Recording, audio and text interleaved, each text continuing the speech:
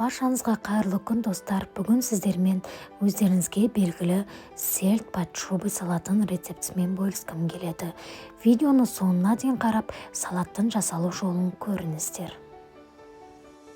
Ең алдымен бізге қайнатылған жұмыртқа және картоп, сәбіз, қызылша, селедка қажет. Ең алдымен осылай формамызды тарелкеге қойып аламыз.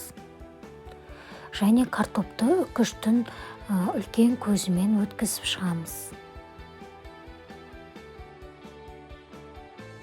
Картопты өткізіп болғаннан кейін бетін қасықпен тегістеп шығамыз.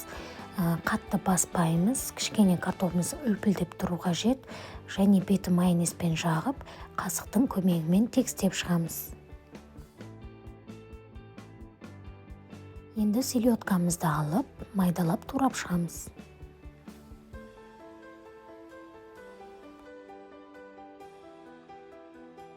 Селедканы картоптың үстіне саламыз және қасық көмегімен майонез жағып, майонездің бетін тегістеп шығамыз.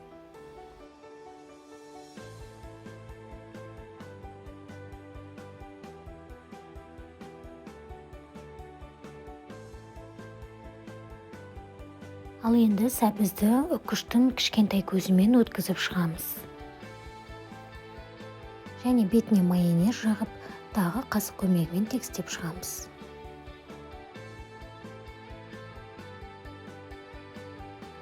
Енді қызылшаны үкіштің кішкентай көзімен өткізіп шығамыз.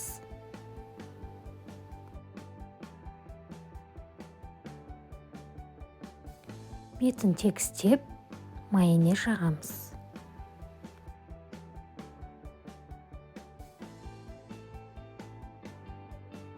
Енді жұмыртқаны үкіштің майда көзінен өткізіп шығамыз.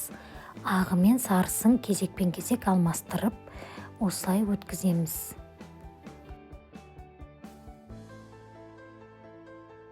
Салатымыз дайын болды, формадан жаймен босатып аламыз.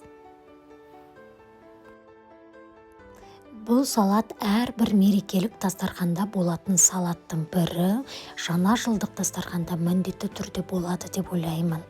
Дәмі сондай керемет, міндетті түрде дайындап көріңіздер.